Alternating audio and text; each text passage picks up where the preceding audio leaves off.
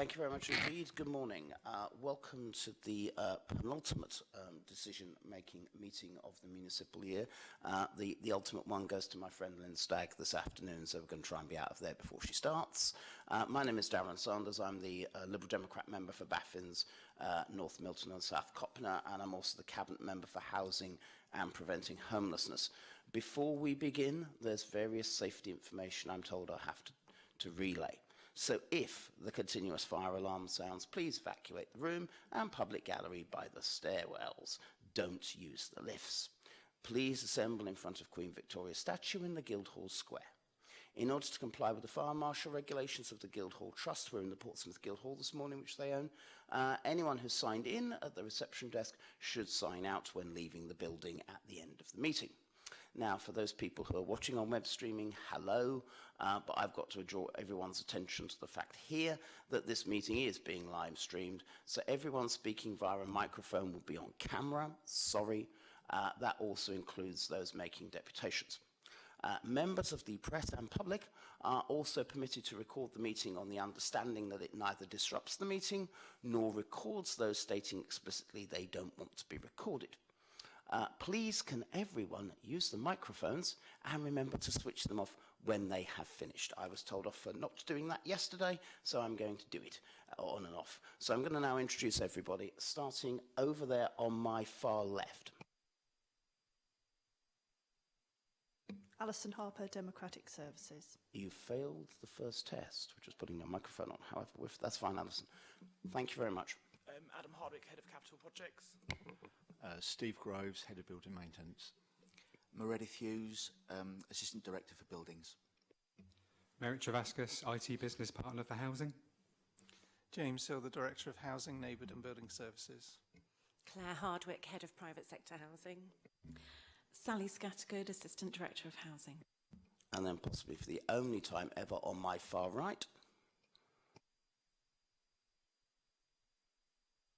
Sue Gordon, Resident.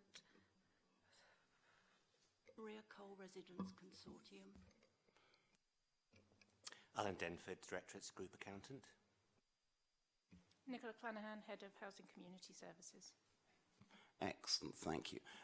And just coming in reasonably on time is Councillor Charlotte Gerarda, who is the Labour spokeswoman for Housing and Preventing Homelessness. So thank you very much for coming, Charlotte. We're very grateful.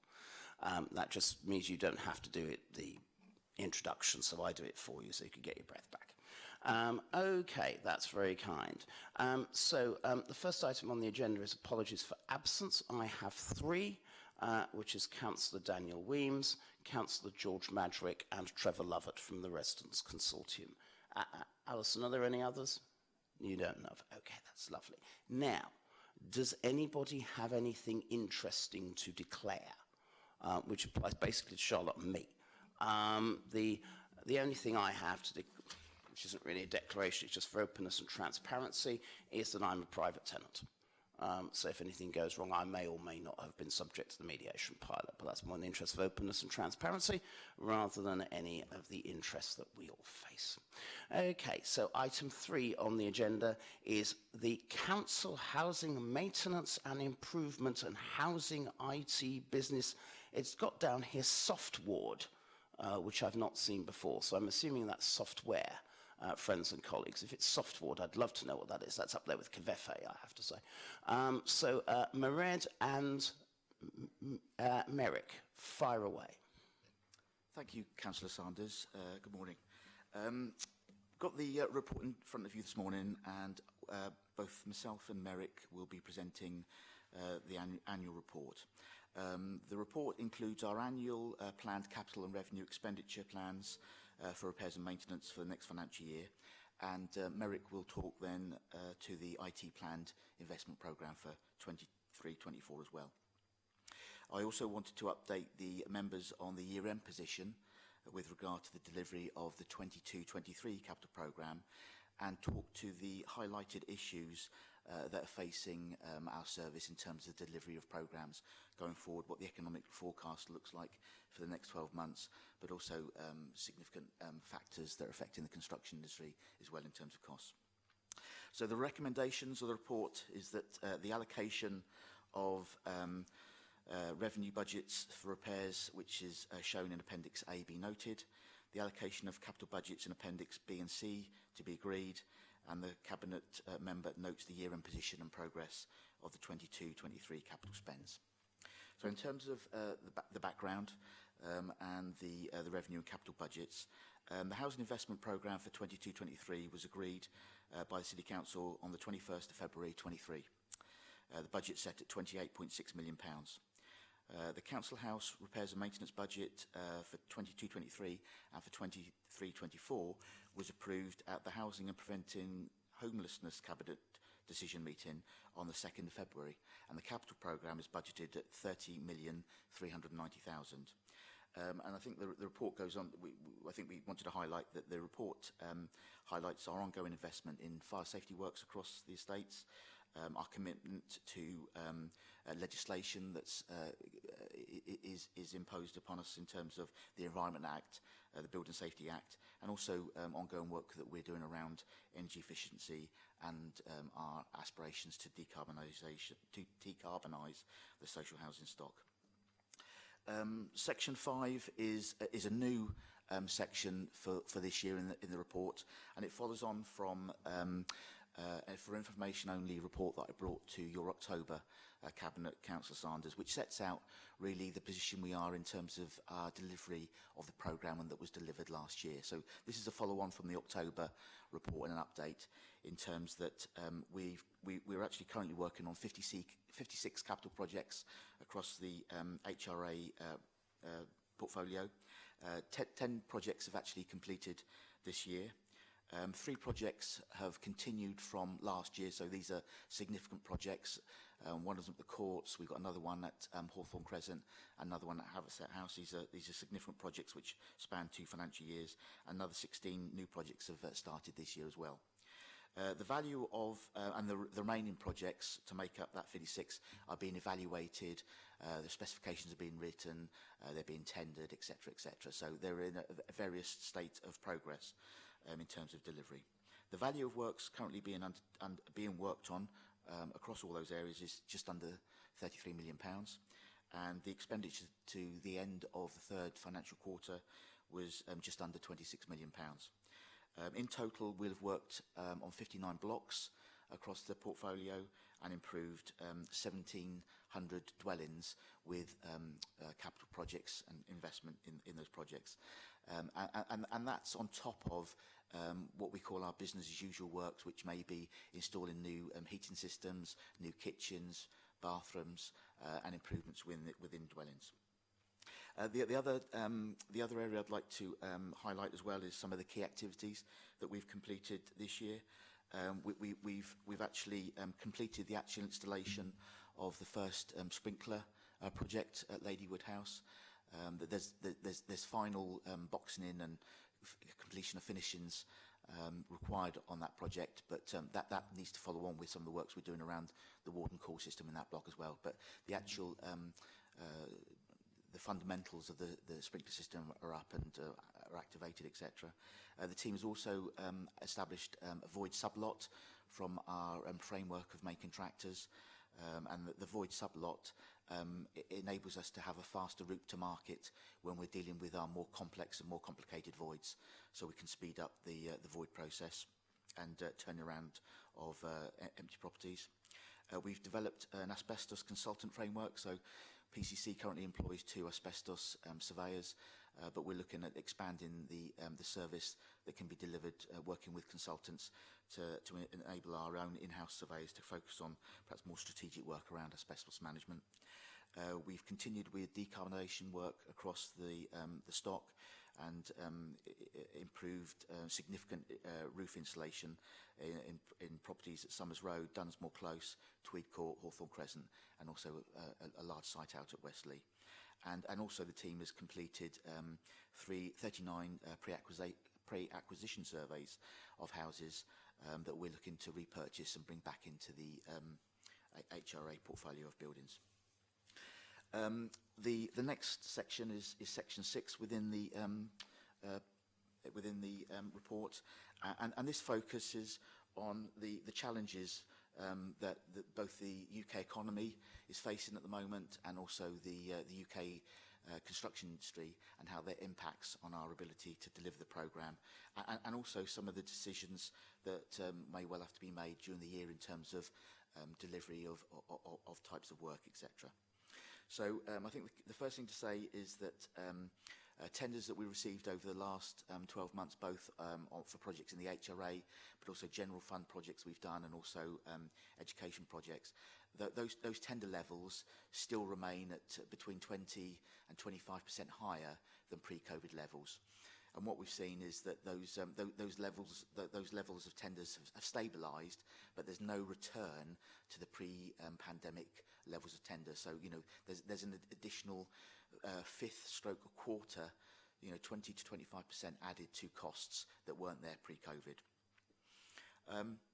And I think that bears out with some of the economic forecasts that are coming out through the Bank of England, where although they're predicting inflation rates and interest rates to fall by the end of the year, I think it was yesterday that the CPI actually increased from January to February from 10.1% to 10.4%. So again, there's an awful lot of volatility and uncertainty into the market, coupled with the nervousness in the financial markets with the two American banks that have collapsed recently, and also the uncertainty over Credit Suisse in Europe and the takeover of that. So a lot of uncertainty in the markets as well. And Although my report was written a couple of weeks ago, we try obviously keep up to date with what's happening and how that might affect our programmes of work, but also the costs that we're experiencing, etc. And we haven't had an update as of yet, but the January report from the BCIS, which is the Building Cost Information Service, so it's part of the Royal Institution of Chartered Surveyors, was predicting that tender levels would remain at a lowish level this year. So we've gone up to that 20-25%, but probably stabilised this year at around 2.2-2.5%.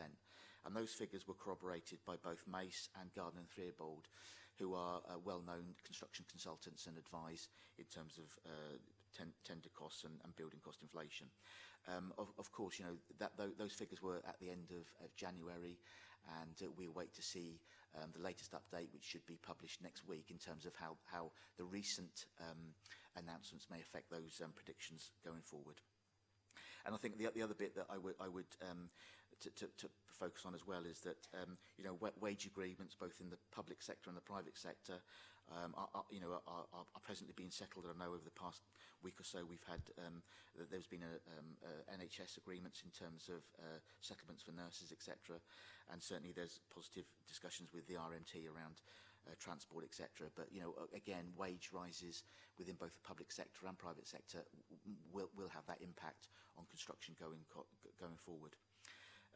I think just to close this section, I think one of the key things to say is that when we analyse our budget for capital works, which is approximately £25 million, if we applied that to if we applied the tender increases that we were facing now compared to our budgets, pre-COVID, you'd be adding anything between £5 and £6 million to those pre-COVID costs. So that's a significant amount of additional costs that we're having to pick up through the programmes, etc. But also then we're having to take on board new legislation that's being brought in that we have to comply with. So the Environment Act, and that's assisting our colleagues in waste management in terms of improvements to things like waste collection and our bin stores, etc. But also the Building Safety Act, which affects our high-rise buildings, and there's significant work that we're doing this year which will inform us in terms of the priority works that we might have to do around some of those blocks. And one of the key things around the Building Safety Act and also the Charter for Social Housing is the requirement really for us to work very closely with residents, making sure that they're communicated with, that they're key stakeholders in our programmes of work and how we take that forward. And I think I think there's an acknowledgement, perhaps some of the work that we've done this year, our communication hasn't been to the high standard that we expect of both ourselves, but also that residents should expect of us. And that's certainly a key area that we're working on and be working with residents in terms of improving that going forward to make sure that residents are fully informed of work that's intended to to be undertaken on their properties. But also, if you have to make changes, we can articulate that with them and explain why we're doing that and then what might happen in due course, etc. And I think, Councillor Sanders, that covers all of the bits that I wanted to talk about. And so I'll pass over, if I may, to Merrick, who's going to talk to the IT capital programme for next year. Thanks, Meredith. So for the IT report, traditionally broken down into two sections. So we have hardware and physical infrastructure, and we have applications and software, or softward, depending on which version you're looking at. So for the hardware section, the forward plan for this year includes the continuation of the hardware refresh to our CCTV infrastructure. So this includes the upgrade of key hardware, including servers, network switches, and local controller boxes in our HRA blocks. These are all necessary to keep the systems up to date in terms of security, compliance and performance. And the team will also work with IT to look at the potential of moving away from our current on-premise setup to the potential benefits of a cloud-hosted system at a later date. Next item concerns local full fibre. So this is for the remaining sheltered housing schemes. In the same manner that we migrated the CCTV network over to fibre, we're also doing the same with the warden call systems away from the current PSTN lines, which are due to go obsolete by 2025. This work has been synchronised with IT, with HMB already doing the upgrade on the actual warden call hardware in the sheltered housing blocks themselves. So not only will there be updated hardware, but also improved performance on the lines that they're connecting on. And the final item in this section is the NEC housing management servers. So these will be upgraded to new boxes. This is a technical background activity being carried out by IT to mitigate some technical risk, which will be coming up later this year, around October time. The risk, should we not do the work, would mean at that October date, the servers themselves that are running the housing management system that we use would be running at risk with no support and no security updates, which is obviously a scenario that we're very keen to avoid. For the software section, so the first point is the document management. So the setting up of an online library for tenancy files, together with backscanning services to scan all of the files in. This covers all of our area housing offices, leasehold services, sheltered housing and rough sleeping.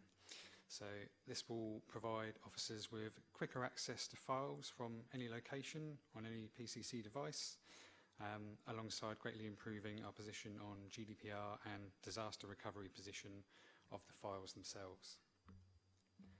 Next item down is for Play and Youth for the online holiday activities and food planner. So currently the scheme is managed very well by the HAF team, but it's very manually admin intensive.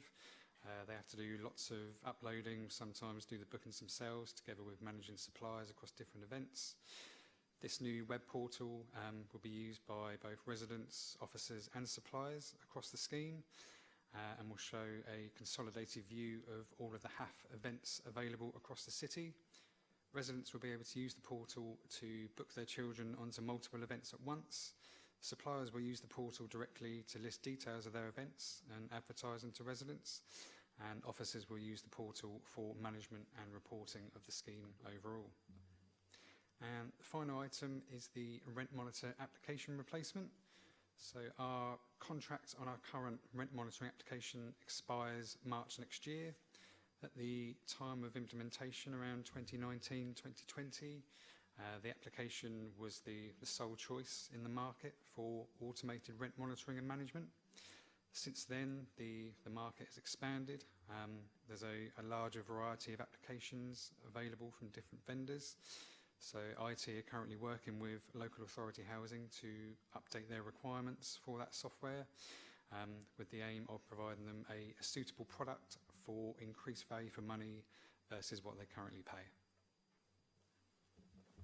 Thank you very much indeed. Merrick, for those people who don't know, we will have a certain process that we go through for comments. So I want to start with the Residents Consortium. I don't know who wants to go first or last or later. I think it's two, so it's one or the other.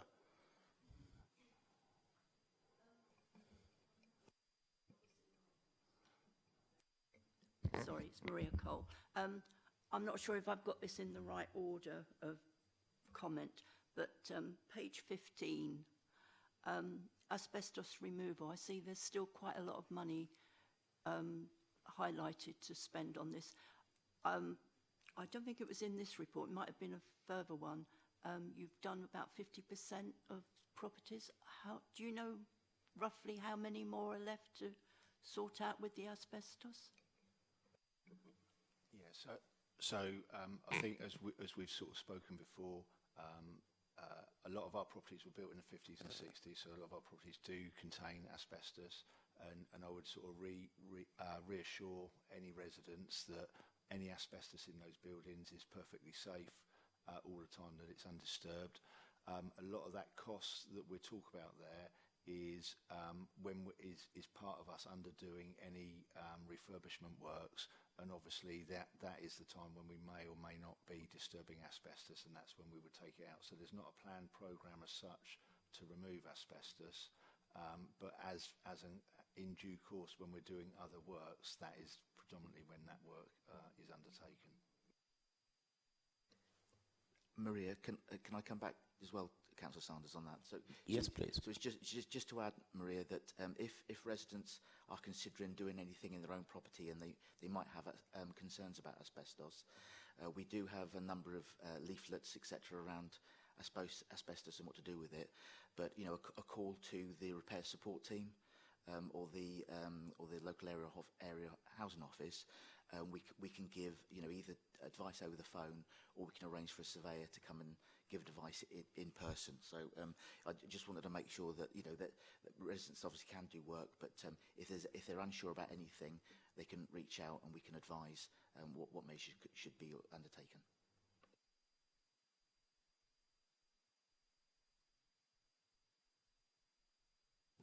Please put your microphone on, Maria. Sorry. Page 17, Tipton House and Edgbaston House, electrical heating upgrade. Is this where we're doing it so that residents will be solely responsible and it will go through their electric meters? Yeah, so there's an ongoing bit of work making sure that the heating is working as effectively as it can, Maria. So that's an ongoing piece of work. But the team has been charged with undertaking a feasibility to determine the cost of changing from a communal system to an individually controlled system, but also it's not only just the cost to PCC to actually administer that work, but also what that looks like to the resident in terms of, we know what the Portsmouth City Council is paying for electricity, etc., and how that charge is then imparted to the resident. If residents then start managing their own electricity, we want to ensure that they can see both sides of the financial story, for want of a better word. And so, if they're on the heating charge, they'll be paying this amount per year, etc. If they go to their own sourced payments, etc., for heating, and they use it for so many hours a day, this is what they might be paying, etc. So I think the key thing for me is making sure that residents can make an informed decision about whether they'd want to move from a communal system to an individually controlled system. Sorry, page 30. Wimpy Courts decoration. I don't know if this is the place where Sue was previously living, but I think she'd be glad to know that there's finally going to be some work done on the courts. I think that's a good thing. And the last one that I've got on here, I think it's on the impact assessment. I'm just really pleased to see on page 43 that I don't think we leave out anybody in our equalities. age, disability, race, ethnicity, sexual orientation, gender reassignment, sex, religion or belief, pregnancy, maternity, marriage, civil partnership and socio-economic. I mean, is there anything else left that we could put onto inequalities? I don't know. I don't know if there's anything left. I do. Yeah. I think the other thing, thank you for that comment, Maria. We'll check. I think the other thing to add about that is that the impact assessment, there's a number of references and links within the document which are to staff that have actually left the organisation. And I know, speaking to Democratic Services, the impact assessment is being updated to reflect then the latest situation. So I know we've picked it up. I think Councillor Madge may have picked it up in a previous meeting, but I know that's in train now and it's being amended. I hate interrupting, Maria, but I think one of the issues for everybody going forwards is people with mental health issues, which is sadly not a protected criteria under the Equalities Act, which is a shame and was not taken seriously for decades by the NHS and other people. So I do think there's another one in addition to the rightfully long list that's in there. But I think that's more of a general issue because it will affect people in different ways. But that's one to keep an eye on. I'm sorry to interrupt you, Maria. I'm not supposed to.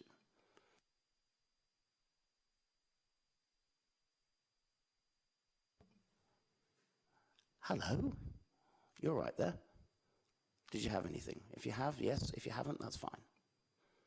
Sorry, Councillor Sanders. Do you know what? I haven't really had a chance to go all through this because I didn't get my paperwork till Monday afternoon. That will be dealt with again. I think I'm the only one that it wasn't delivered last week. Okay. So, I will, again, raise that issue outside of this yeah, meeting. I'm so sorry. There's no need to apologise. Not your fault. And can I say, Maria, they've already done Lord's Court. Yeah. So I think they're starting on another one now. Seems to be going well. They look lovely, what they've done. Mm. Well, I'm delighted to hear that. It's been a while. It's been a priority for us for a while. I'm not due till next year, but at least it's looking lovely what they have done. Well, it's very kind of you. Thank you very much. I'm sure the team will take that. Mared, are you going to take that back to the team? I will take that back to the team. Thank you for that, Sue. The other thing I can suggest as well, Sue, if when you've had a chance to read through the report and through the budget book program, etc., if there's anything that you want to ask a question of or some clarity, more than happy to talk to you. And perhaps afterwards, we'll share details, etc., and that we can talk through that. It's not a problem. Thank you for that, Mared. Thanks, Sue. Charlotte. Thank you, Chair. Thank you for the report. I just wondered, because it's not sort of referenced in the report that's been provided, but given the ongoing cost of living crisis and the impact that's having on people being able to heat their homes, basically not heating their homes, I just wondered what the impact of this was on increasing damp and mould in properties and if this had led to more sort of requirements in terms of maintenance to properties.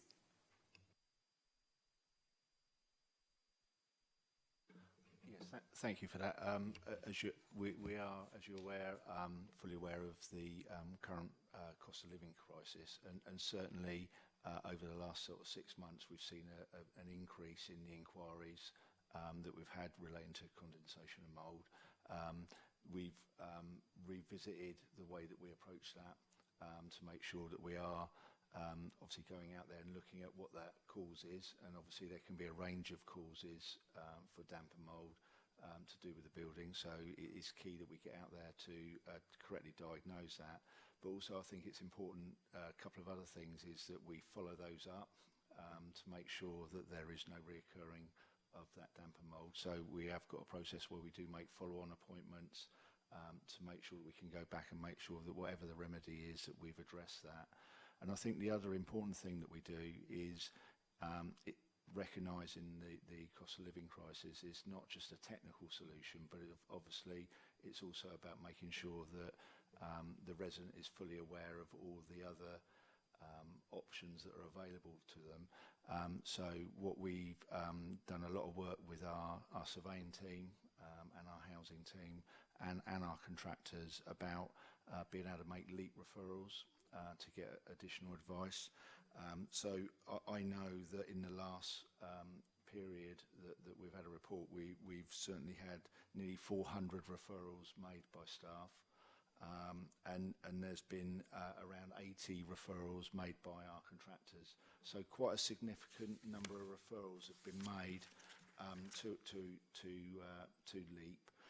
And we do get regular reports in terms of, because I think it's easy to make the referral, but it's what the consequence of that referral was. What was the benefit to the resident? And we do monitor where what they do look at is additional funding that could be made available to those residents. Sometimes there's some very straightforward measures that can be added, such as LED lighting. And there are certainly examples from some of those LEAP referrals where we've added additional, provided additional white goods or replaced boilers. So I think there's a range of measures. It's not just one, as you're aware. It's quite, condensation and mould is quite a complex area. And we try to equip our teams, really, whoever they are, to utilise those visits to offer a range of solutions, I think. That's great, thank you. Sian, did you have anything else at all? Feel free if you have. No, just to thank you for being proactive and supporting residents at what is a really difficult time. Thank you. That's kind. Thank you very much. Oh, hang on. Oh, we have hands at the back. I was going for James. You go first. Thank you, Councillor Sanders. And just to complement the answer that Steve just gave, it was just to say that we'll continue to promote all of the offers of help and support through the House Talk magazine, which is the magazine we send to all tenants and leaseholders in Portsmouth and Havant. And I think I'm correct in saying the next edition, which is due out shortly, contains a lot of reference to cost of living. So please keep an eye out for that as well. Thank you. Mairead, did you have anything else? Yeah, so the other bit that I was going to add to what Steve and James had said is that the Switched On Portsmouth team obviously work across both the private and public sector, but very closely with our social housing residents as well. So I know that there's a number of both physical leaflets and also electronic information that's landing with councillors. Certainly today, I think Councillor Gerarda, in terms of updates about Switched On Portsmouth, where they can get help, etc. But also, I think there's a matrix in terms of outlining what support is available for residents going forward into the new year as well. Because I think we know that some of the energy support aspects are ending. They're ending next week, etc. But there are a number of schemes that still run into next year, etc. So hopefully, when you go back across the civic, you'll either out of an email or certainly then some collateral within your inboxes, which you can share with residents, and we can give you more, etc. So and they're quite concentrated routes into one place, and then once you go into that referral, there's a variety of areas where that residents may end up in terms of seeking support, etc. Thank you, Mairead. I can confirm that email has been sent to all councillors at 10:16 this morning, which is a tad on the convenient side, and hard copies are being dropped into councillors' pigeonholes. I think some councillors might be slightly busier than normal over the next few weeks for some reason I can't fathom, but it does include a social housing booklet as well in that. So again, thank you for that, colleagues. A couple of questions from me, and then just some general comments to sum up. With regards to prices going up, the Office for Budget Responsibility's central working assumption is that inflation will be halved by the end of the year, which is why the Prime promised to do it is so easy, because everybody thought it was going to happen anyway. Has that been factored into, can it be, should it be factored into our assessments with regards to construction costs? Or is it just so volatile it's pointless doing it? I think it was interesting. When I drove home last night, there was an economics programme on the Radio 4, and I don't for 1 minute say I understood what they were talking about, but they were saying about the difference between inflation and also actual prices. One of the things that we have noticed is that building cost inflation has increased over the last 3 or 4 years for a variety of reasons. We've had Brexit, we've had the war in the Ukraine, we've had the fuel crisis, etc. everything we're seeing is that the cost of construction will remain at this level going forward. It's not going to drop down to pre-pandemic levels, and it will remain at this cost going forward. We had a core group meeting with our service providers last Friday, and some of the anecdotal information that's being fed back to us is that cost of kitchens has certainly gone. There's been double digit increases in the cost of kitchens and materials in this past 12 months, etc., and that's been replicated across various other areas. I think there's the hope that with perhaps energy prices and the wholesale cost of energy starting to reduce, building materials that are heavily intensive in terms of their manufacture, so things like iron and steel, ceramics, bricks, etc., cement, hopefully they might start to reduce in cost. But certainly the advice that we're seeing is that building cost prices will remain at that high level, certainly into next year. Again, that's kind of Meredith. The second one is you mentioned pay earlier on, and this is more for people who don't know. But currently, those staff working in local government have been offered a £1,925 pay rise each year, which none of the unions have so far accepted. Two are going to ballots. One will be balloting for industrial action over that pay rise in May. But also as contractors, I'm very keen that our main contractors get paid the real living wage, which is £10.90 an hour.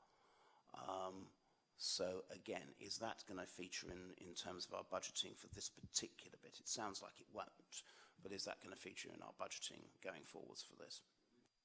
We've allowed for inflationary pressures within both the revenue and capital programmes, but obviously wage levels are being settled at higher levels perhaps that are being expected. So the work with the contractors is ongoing in terms of pay awards, etc., and that'll be something that we'll be bringing back to you in due course in terms of what that will look like and what effect that may have on our budgets going forward. Okay, that's incredibly helpful, Meredith, and that honest approach has been something that has permeated this whole report. It's absolutely important that we're straight with tenants and leaseholders about the situation that we face, and we don't cover it up, we don't sugarcoat it, because tenants and leaseholders who pay everybody's wages, except mine, are basically very, very important and the most important people that we have. So when Sue comes back with further comments, please do that, and also please circulate it round to the spokespeople as well. But it is a tough time for everyone. We have to deal with essentially income being capped and costs going through the roof. And that's a very difficult balance that we have to do. But I'm delighted that within that, we are taking forward the priorities people say they want. The most interesting thing in the report for me is the D word, which is decarbonisation. We're stewards of this planet for our children and our grandchildren. And it's absolutely important everybody does everything we can to try and make sure that they have a reasonable planet to live on. So I'm delighted we're seeing decarbonisation. You know I want that for the whole social housing stock. That may take a while, but I think it is important that we go there. I'm delighted it's in there. Secondly, dealing with properties that are empty. I was speaking to someone in my ward last week who was saying, well, why are so many properties being empty for so long? And not just council properties, but properties across the city. I was delighted to some of the tough action that we're taking to deal with that with regards to council tax. And this sub-void lot, I think, will also help it, because we don't want people on our waiting list for too long. That's crucial. The third bit, which permeates everything in here, is making sure our tenants and leaseholders are safe. Absolutely crucial. When we came back, I should say, in 2018, sprinklers was a key demand of the Fire Brigades Union. They were right. And I'm delighted that despite the pandemic delaying things for a while, we've been able to act on that. The fourth bit is coming back to the point Charlotte raised earlier on, which is around the cost of living crisis, which is absolutely crucial. We have many of the most vulnerable and the poorest people in our city living in our properties, and we have to do what we can. My starting point with Maria's question around the changes in Edgbaston and Tipton is to make sure the bills don't go up. And if that change means bills do not go up, then that is something I think we cannot look favourably on. But as you say, it's ultimately up to individuals to decide. I know we've had complaints about the system before, but everybody needs to make their own choices. But I'm loath to put people's bills up, I have to say. I'm delighted with the work that's been done in terms of referrals for the cost of living crisis. I mean, 400 referrals by staff and 80 by contractors, for heaven's sake, is a fantastic achievement for people who are worried and don't know, and maybe too scared to know, because people are proud in this city. We're rightly proud in this city. And we tend not to tell people we may be in trouble. So I think that's absolutely essential, and I'm delighted to hear that. With regards to the IT side, I'm delighted in particular about the online HAF portal, which essentially is going to help everybody who works on the excellent Holidays Activity Fund projects that we run across the city and get greater access to things that are near them. I know that the one in St Albans Church in my own ward, people were just loving the fact that they were actually able to have some lunch. And they're actually able to talk to other mums and other dads. That's hugely helpful. And the kids were able to play together. And that's a massive, massive help. Also bear in mind, in addition to the work that we're doing in terms of referrals, we're overseeing a £1.7 million household support fund, which also includes things, which we have made sure includes things like money for white goods, fridges, money for cutting energy bills as well, money for the pantries and larders, which we have set up. And that's hugely, hugely helpful. But I want to come back finally to Charlotte's final point, which was around damp and mould. I disagree with Charlotte, and I don't think it's down to the cost of living crisis, although the two things go together. I think it's more down to the horror show from Rochdale, whereby a child died because of damp and mould in a social housing provider. As a result of that, I have asked James and the rest of the team to oversee our procedures, so that we can try and make sure we continue to crack down on it, because we cannot have people living in damp accommodation. And that's as a result, I have to say, of the Rochdale case, Charlotte, as opposed to the cost of living. But the outcome is the same. People don't want to live in damp accommodation. They want to live in good quality accommodation. They want to know that their windows ain't wet every morning. And that's something that's absolutely crucial in terms of what we want to do. So it's a tough situation. It's an honest situation, and I'm delighted you've been honest with us, Mairead.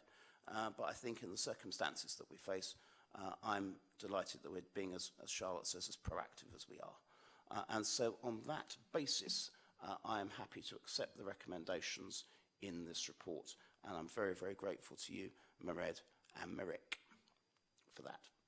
So moving on to the updated safeguarding policy for the Play, Youth and Community Service. Nicola. Good morning. So the purpose of this report is to seek approval for the implementation of the updated safeguarding policy for the Play, Youth and Community Services operated by Housing, Neighbourhood and Building Services. The recommendation of the report is that the Cabinet Member for Housing and Preventing Homelessness approves the policy, which is attached to the report and marked Appendix A. Housing, Neighbourhoods and Building operate multiple settings across the city for the provision of service to children, young people and adults, and we collectively refer to the settings as PYC, or Play, Youth and Community. The services are committed to safeguarding children and adults who use the settings, and the policy reflects the necessity of this responsibility, and it's reviewed annually. I'm not planning to go through the full policy today, but the policy review brings up to date the working practices and requirements for staff reflecting service changes, and looks to refresh the existing policy to ensure it reflects current practice and demonstrates our commitment to the safeguarding of customers. So examples of amendments in the report are changes to the training programme for staff, and reflection of changes of practices within children's services, such as the adoption of the family support plan. The Play, Youth and Community Services have been supported and advised by the Safeguarding Children Partnership in the design of the policy and practice, and the delivery of training to our staff, and in our self-assessment process. So the reason for the recommendation is to formalise and update the working practices of Play, Youth and Community, to ensure that all staff and volunteers understand their role in safeguarding of children, young people and adults, and to provide information for all third parties working with the service. Thank you for that, Nicola. Residents Consortium colleagues, do you have any comments on this?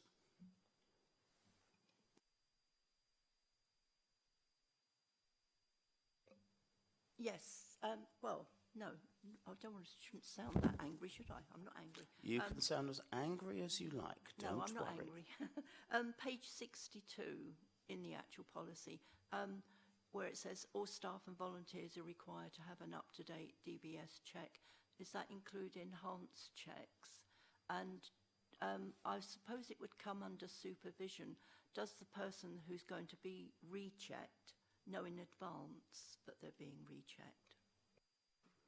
Yep, so it is an enhanced DBS that we have, and we have a monitoring programme so that we can see the end dates and review those, and those are refreshed every 3 years. And yes, the person being refreshed would be aware. Was that your question or questions? Were there any more, Maria? More for this. That's agenda lovely. item. Thank you. Charlotte. Not specifically about the report, but I just wondered, sort of on average per year, how many safeguarding concerns are raised within the service?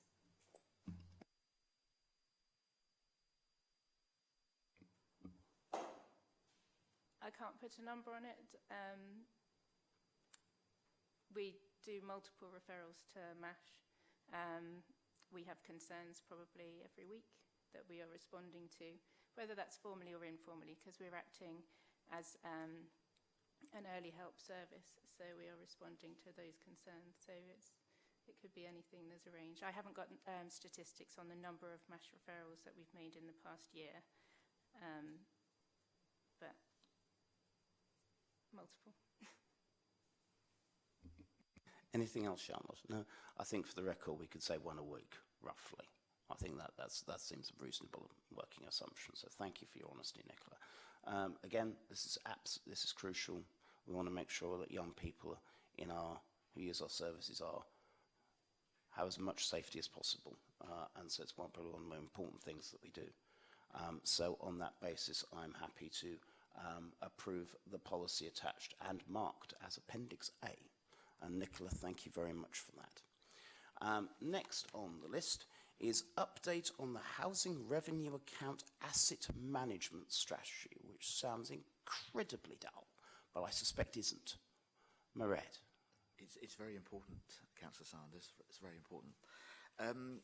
The report today is an information-only report, and it's an update on you in terms of where we are with the revision and update of the asset management strategy for the Housing Revenue Account.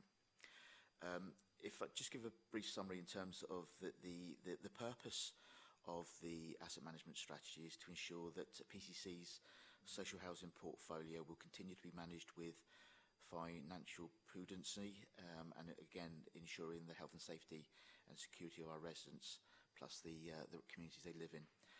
The asset management strategy will also, again, this is a very key priority for us, will inform the long-term strategic maintenance decisions for our housing stock over the next 30 years, including state renewal and our response then to decarbonisation, etc. I think the key thing for me as well is just to reassure you, Councillor Sanders, that we do have one in place, an asset management strategy for the HRA. So we're not starting from scratch. We have got one in place. It was last refreshed and updated in September 21, halfway through the pandemic. But I think we acknowledge that since the pandemic's happened, there's a significant amount of new changes that have come to light since then, with regard to the City Council's net zero aspirations and the government's aspirations around net zero for social housing. The Building Safety Act has come in the last 12 months or so, and that's going to have a significant impact on us. The Charter for Social Housing places a significant responsibility on us as a landlord and how we engage with our residents, and other stakeholders, and also our provision of affordable homes going forward, and the commitment that Portsmouth has made to taking that forward. The section 4 in the report outlines the priorities around the existing asset management strategy and how we assess where we spend our money, and the hierarchy hierarchy of how we choose and how works are pulled together, etc. And I think they will still underpin the way that we deliver the work, but the key considerations in terms of working with the Social Housing Charter, the effect of the Building Safety Fund and the Building Safety Act will drive us forward. And section 5 of the report outlines the key considerations, the key principles that we need to adhere to in taking that forward, and sets out perhaps the key criteria that we need to take on board. The latter part of section 5 then sets out the work, certainly from section 5.10, sets out the work we need to do around our response to social housing decarbonisation. We've made the commitment to pilot passive house developments for new build, and so the projects that we're looking at Stroudon Court, Weacock Farm, and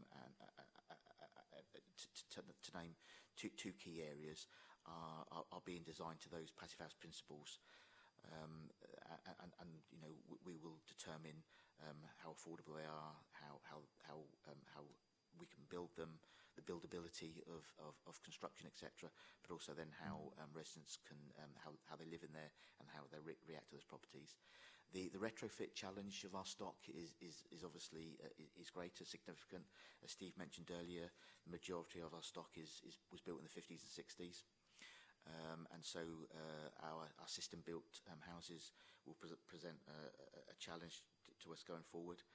We've proved at Wilmcote House, which was built to NFIT standard at the tail end of the 2010s, that we can build to that standard. So that's an NFIT standard. So again, it's the retrofit version of passive house, so we can do that. But we need to determine through the asset management strategy, plus the pilots we're doing, plus the decarbonisation retrofit pilots we're doing, whether the cost of upgrading the building fabric and the substantial disruption that will cause and the buildability issues of doing that work, whether that generates a benefit in saving to the residents in terms of living in the property and the cost of heating their properties. And so, determining whether to improve the stock or actually, designing and building new stock is going to be key considerations that come out of the asset management strategy. And then towards the end of section 5, sections 16 and 17 set out the key strategic and principles delivery for the asset management strategy, and that's what we'll look to build on over this coming year. In terms of what we've done to date, we've worked closely with a consultancy called Ridgeon Partners since the tail end of last summer, and they are a construction consultant who've delivered a number of asset management strategies, working with local authorities on their HRA work, and both for local authorities but also for RSLs as well. And we're working closely with them. So they've done a bit of a scoping exercise in terms of looking at our existing stock data, where there might be gaps in it. And then the key piece of work going forward, we've actually got a meeting with them later on today to set out our stall in terms of how we start the journey, how that journey materialises in terms of timescales, the key areas of engagement with stakeholders. So our residents have got a massive part to play in the development of our asset management strategy. Likewise, yourselves and members, in terms of what we want to do with the asset management strategy and getting that complete buy-in from all stakeholders, plus our own staff and other stakeholders we engage with. So there's more detailed work we've got to do with Ridge and our own staff in terms of taking that forward. There's obviously a deep dive into our data. There's further work we need to do with that, and a detailed programme will be developed, which will then impact and help us with setting our 30-year business plan and our responses to some of the things I've mentioned within the report. And the key thing is that alongside the update that we'll bring back in October in terms of where we are with our capital spend on the programmes, etc., we'll bring an update report in terms of where we are with the asset management strategy, and that will detail the journey we've been on so far, the engagement we've done with various groups, etc. There'll be a necessity to work with Nicola and the team in terms of questionnaires and engagement with residents, teams, etc., etc. So there's an awful lot of work we want to develop and take forward, and so we'll bring back a further update in October, which will articulate where we are and what that end timescale might look like for you. Merit, thank you very much indeed. Residents Consortium colleagues, do you have any questions, comments, criticisms, compliments? I don't mind. Just one quick one, really. Page 106, 5.2, void service. Do we have an approximation time for how long a building will stay as a void before it's occupied? Mered, please put your microphone on. Thank you. Trying to do too many things at the same time. So we run measures across our void performance, Maria. Either Steve or Sally, I'm sure will have the latest figures for us. It's an area that we obviously want to improve, because the time that a property is empty, we're not housing somebody and we're not meeting somebody's housing need.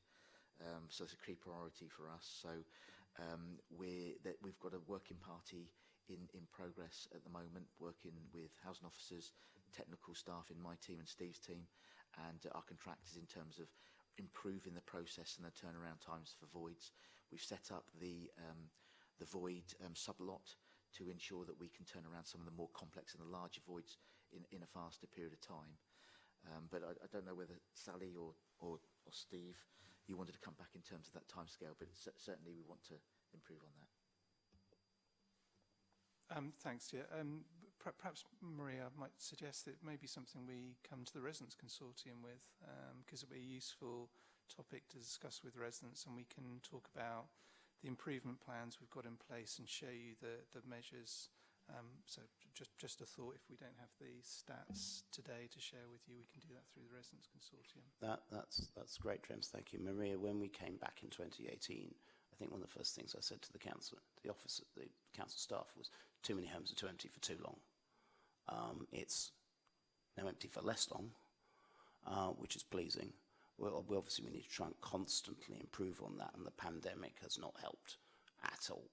I mean, my initial thinking behind my question was that I had to literally wait over 4 months to move into an empty flat. Marie, I've got some figures in front of it. Is something that we're working on. We've got a sort of a real focused project team at the moment, looking at all the ways that we can reduce that amount of time that it takes to relet a property. Currently, I would say, I mean, it does vary, and we talk about average figures, and within that average, you'll have voids that have major works, and that obviously then brings your average, or puts your average number up. But at the moment, it's looking at around about 48 to 50 days on average. Okay. Is that okay, Maria?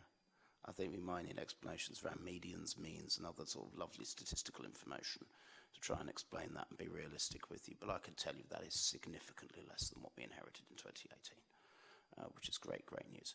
Do you have any other comments at all? Sue, if you have, that will be beautiful, but your problems will be dealt with later. They'll be told off. Charlotte. Thank you, Chair. Just wondered on 5.14, in reference to the passive house standard for new build homes, I just wondered which buildings were going to be piloted with that first. The passive house standard is in relation to new build housing development. So we've got a number of projects in development at the moment. We've got Stroudon Court, which is in Lee Park.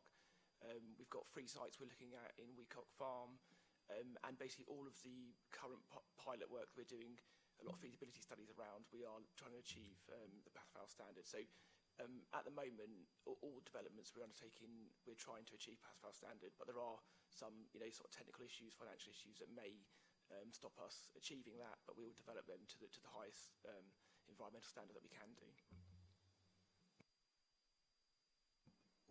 Do you have any other questions, Charlotte? Sorry, that sounds overly intimidating, and I apologise. I don't have any. But do you have any? If you have, that's great. Just thinking, Chair, it might be interesting in the future, maybe if not on a formal meeting, but a briefing meeting, just to hear a bit more information, because obviously it's really sort of revolutionary housing, and it's amazing that we're moving into that territory, so I'd be keen. I realise this is probably your first or second one of these meetings. We actually have approved this before, when your predecessor was in the post. You're perfectly entitled to have whatever briefings you like with officers. I'm the only one who's not allowed to know under the Council's constitution what they are or what the outcome is. But feel free to do that, because there is quite an interesting story, which I will come back to in part in my summing up, if that's all right. Did you have anything else? Okay, that's lovely. Thank you for that. And thank you, Mairead, Steve, and Sally for that. This is a companion piece to what was the capital strategy earlier, because one of the biggest long-term problems we face as a council in the council's housing department is what's called depreciation, which Mr. Denford and the financial colleagues have explained to me is not good, and it's going to get worse, and significantly worse, because it will stop us paying for the projects people want to pay, because we'll just be paying for old buildings. What often happens in the public sector is everybody waits till the last minute before doing anything, and that panic doesn't work. So I'm delighted this report is here, because it shows they're actually thinking ahead and thinking forwards, rather than waiting for the panic to turn up of places that are too old. And that's very, very, very helpful. Just a few points, if I may. The first bit is obviously the things we've got to look at now are decarbonisation, and also making sure people live in decent homes. The other bits that are also coming down the track will be anything that emerges from the Grenfell inquiry. We know that's already stopped with new buildings. Everybody basically has to have a second staircase, which is proving challenging in some cases. But we need to make sure that those two things are coming down the track. We don't know what they are. We don't know what the impact is, but those two things have to be brought in. I think the interesting thing with passive house, and environmentalists I speak to are always completely stunned by this. Essentially, it's Britain's biggest passive house project is turn right at Somers Town Hub, and that's Wilmcote House. And that's something that we as an authority can be rightly proud of. I think we also have to learn, as I've said to colleagues before, we also have to learn the lessons, because it took too long, but we have to learn the lessons from that. But that, I think, is something, Britain's biggest passive house project is in Somers Town, and that is something of which we can be justifiably proud. It won't work everywhere. So in the meeting we had earlier on, I approved these projects. I knew it won't work everywhere. But we have to try and make sure our homes are as green as possible. If that's passive house, that's lovely. But passive house is a design standard, not an outcome.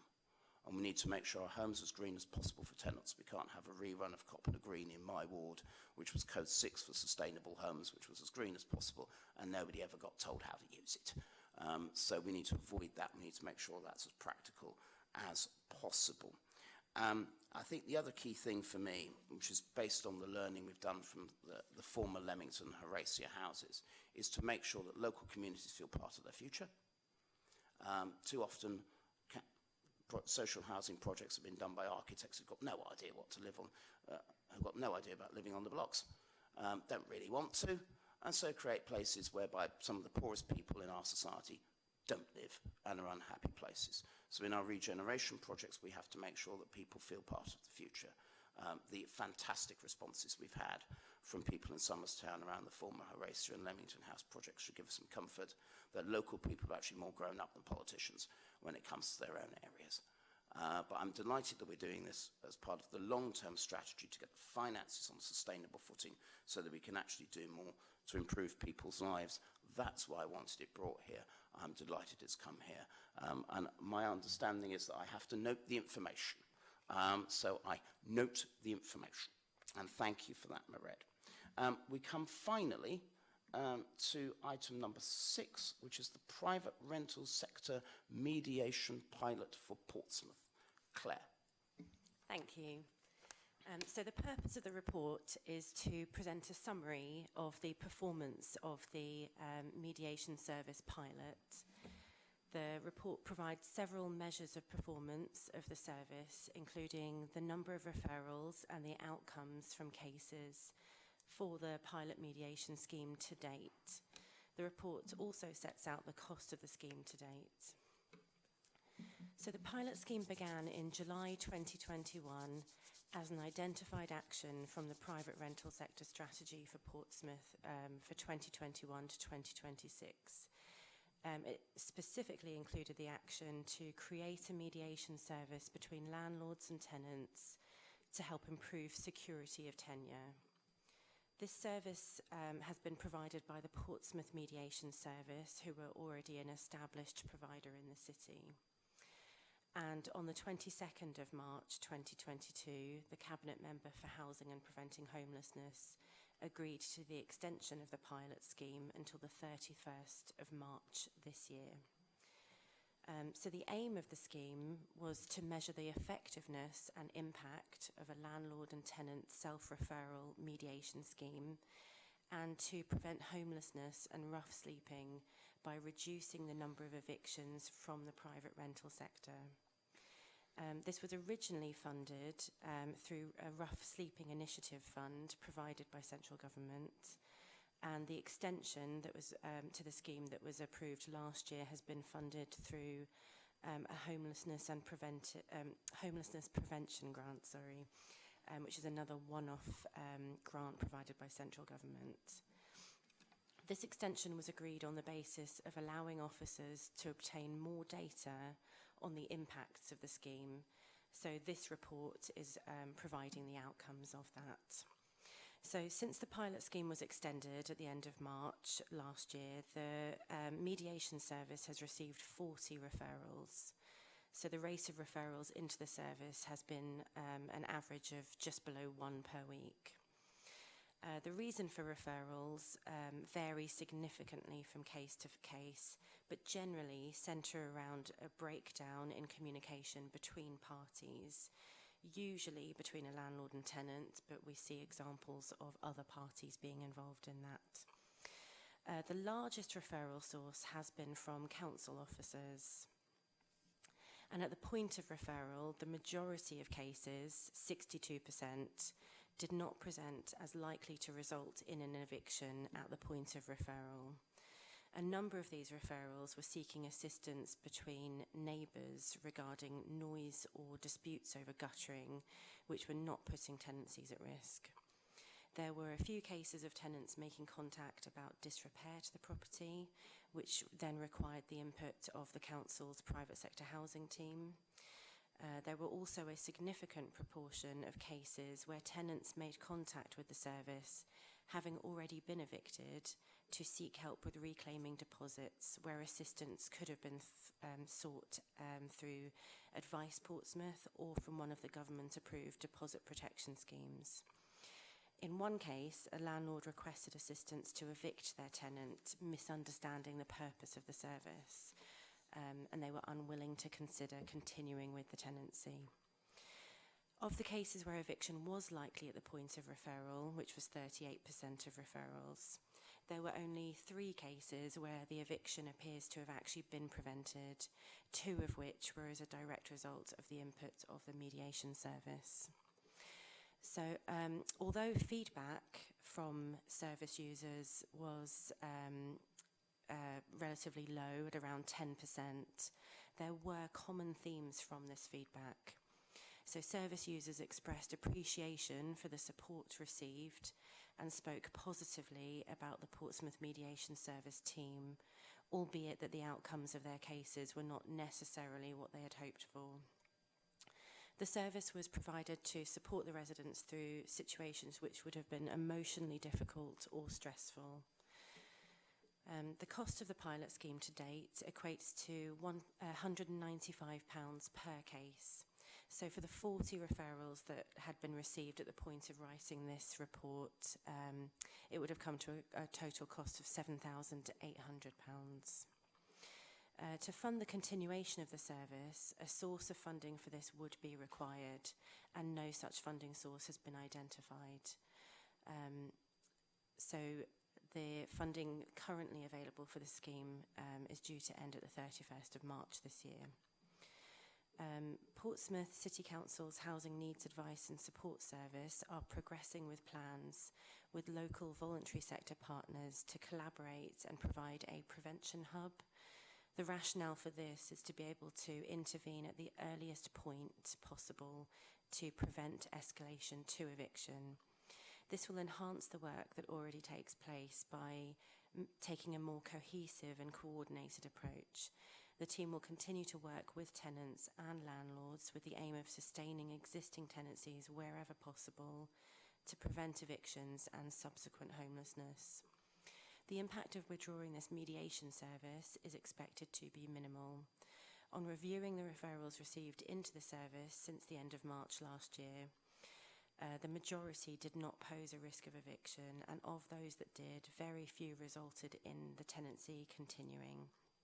The referrals could have been dealt with through a number of alternative services, which are listed in the report, but include Advice Portsmouth, shelter and citizens advice, as well as internal teams within the council, so the private sector housing team and housing needs advice and support team. And for landlords, support through the National Landlords Association or the local support group known as the PDPLA. The government have also indicated plans to introduce a private renters ombudsman as part of the upcoming Renters Reform Bill. Therefore, the recommendations of the report are that the Cabinet Member for Housing and Preventing Homelessness notes the information in the report regarding the demand for the service and the outcomes of the cases that have gone through the system, that the Cabinet Member for Housing and Preventing Homelessness agrees to the end of the pilot scheme on the 31st of March this year, and that the Cabinet Member for Housing and Preventing Homelessness reviews the situation if there is a need for this service in the future and demand supports it. Okay, thank you for that, Claire. Residents Consortium colleagues, do you have any comments at all? Just a couple, Claire. I'm looking at 5.5. I am surprised at the low number of people.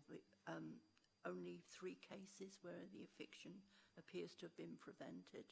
I don't know why, but I imagine that there would have been a lot more people looking for this help. So that did surprise me. But when we come to, I know that the pilot scheme has finished, but if it was to be reintroduced at some later date, I did bring it up at the initial meeting where I said part of the cost surely could have come from the Landlords Association, because it shouldn't have been down just to the council, because it's a benefit to landlords as well as to the tenants. Claire, if you want to reply to that, I will reply a little later, but if you want to reply to that, that'll be lovely. Thank you. Yes, so obviously a lot of work has been done to promote the scheme and to try and get as much engagement as possible from those that would benefit from the service. What we found, unfortunately, as is reflected in the report, that the demand was lower than we were expecting for it, and that is a shame. And that the outcomes achieved were perhaps not as we had hoped as well. In terms of the funding for the scheme, as I've outlined, we had explored initially using one-off grants that we've received from central government to help to trial the scheme and understand the demand and the outcomes that could be achieved through it. And our hope was that if we could see a positive impact, we would be exploring lots of different options for sustaining that going forward. Unfortunately, the outcome of that is that we don't have the evidence to suggest that this is a viable scheme, that those sorts of things would come to fruition, I suppose. Any other questions, Maria? Okay, thank you, Charlotte. My question was also going to be about the low take-up, and that it is a shame that there weren't more people that came forward for it. But without being too political, but I will be political, I think there are some things obviously the government should have been bringing forward for quite some time, such as getting rid of no-fault evictions. And I think if that happened, then there'd probably be less of a need for a service like this in the first place, because there'll be better protection for renters, which was promised to them a long time ago, and the government's dragging its heels on. So sorry for the political take, but it's very frustrating, and I think that would make matters a lot easier for renters in Portsmouth. People can be as political as they like. I don't mind. They may be wrong, but in this case, you're right. I think that's absolutely correct. And I think that one of the problems we've had to do. So the government actually did introduce a court-based ombudsperson system, so a court-based mediation system, which actually had fewer cases across England in a year than we had here in Portsmouth. So they had about 9, if memory serves me right, and we had about 27, which meant ours was about 3 times cheaper, which shows you it can work. But I think it also shows the low take-up of those sorts of things. And you're right, it's absolute. The government shouldn't be dragging its heels, because I think I was about 7 when they first talked about ending no fault evictions. But no, that's very kind of you. Thank you very much. And it is a pertinent point about the context within which we work. And that's why this is a matter of real sadness to me, I have to say. The biggest single cause of homelessness in this city is people leaving the private rented sector. Partly it's because they can't afford their rent. Partly it's because the landlord says they want to move back or they want to sell the property. I've had both whilst renting privately. And so preventing homelessness is absolutely crucial. The work the rough sleeping team has done in this city to lobby government to make prevention of rough sleeping a key priority is astonishingly good, and government finally listened. Which is great news. I'm particularly pleased about the prevention hub, because I think that's something that we have to work on, and I'm respectfully suggesting that's worked on significantly going forwards. Like Maria, I've been surprised at the low numbers for months, because I thought that would be useful. The housing ombudsman is in place, but again, as Charlotte has said, government is just dragging its heels about actually doing it properly. The amount of money we spend on each case has gone up. It was 196 quid from when I last looked, and that is also a reason why, when we've got a homelessness prevention grant that should be spent on getting people out of bed and breakfast and out in hotels and into decent accommodation, and should be spent on looking after people's lives, spending on something that isn't working is a matter of sadness, but is absolutely important. Just to say, this is not funded out of people's rents, this is funded out of the general fund, and all councillors, I think for the first time in recorded history, voted for a council budget in February. Of course, we can always look at things going forwards, and I want to see if we can learn lessons from here, because I don't want the principles of this scheme to be lost. But it is, as I said, with great sadness that I think we have no choice financially but to approve, sadly, the ending of this pilot scheme. But Claire, if there is any puffs of smoke, chinks of light and other cliches that we could use to try and see if we can improve this, that would be hugely, hugely helpful, because we don't want to not care about these sorts of things. Is that all right, Claire? All right, so those are the 3 recommendations put forward. And that sort of closes the meeting, but it doesn't. Because before we finish, I just wanted to take a moment, firstly, to thank and recognise the work of someone who today has presented one of his last reports, perhaps pretty much to his relief. Meredith Hughes will be leaving his role at the end of July, after 37 years of what his boss describes as commendable service to the City Council and the Housing and Property Service in all the incarnations, changes, structures, and whatever it is that's occurred over the years. Meredith's tireless dedication, commitment and professionalism has earned the respect of pretty much everybody, and those people who haven't have been told off, and including partners that we work with. And we owe a debt of gratitude for the management and leadership of our repairs and maintenance service over the years, or should I say decades, if that doesn't make you feel old. There will be a time and place apparently for a longer leaving speech, sorry, but I did want to draw attention to Meredith's leadership throughout the pandemic, because the last few years have been some of the toughest and challenging for everybody, particularly when you have people who don't want people to come in and make their homes safe. or do repairs. That's incredibly difficult for everybody because the consequences can be incredibly difficult. So continuing to deliver something approaching normal during one of the most abnormal situations you can imagine is an amazing achievement. Many housing associations, as we know, just gave up. We didn't do that. That was the right thing to do. And it leaves us in a very different place to people who did give up and now face huge backlog, as Charles and I probably know from our casework, face huge backlogs of repairs at a time when repair costs, as you've outlined earlier on today, Mairead, have gone up. Now, apparently we all might be here after the election, although that's not to me. That's up, well, not for me and Charlotte, that's up to other people to decide, even though we're not up for election. But that's up to more important people to worry about. But several people might be here after the election.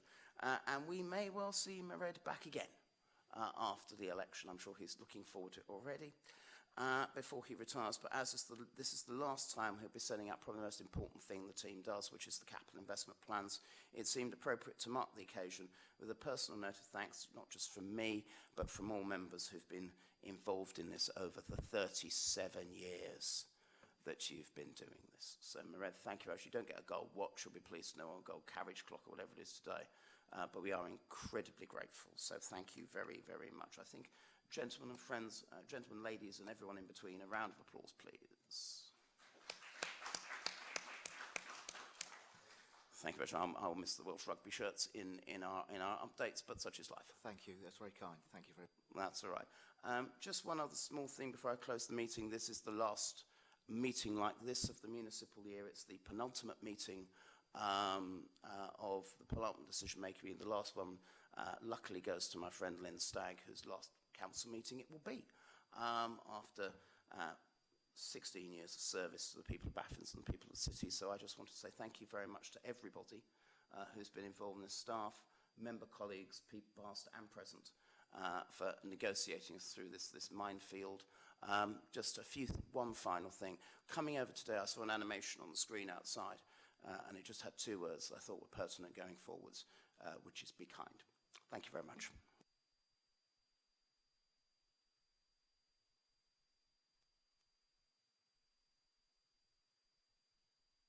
Oh, and that means the meeting closes at 11:23. I sound like the old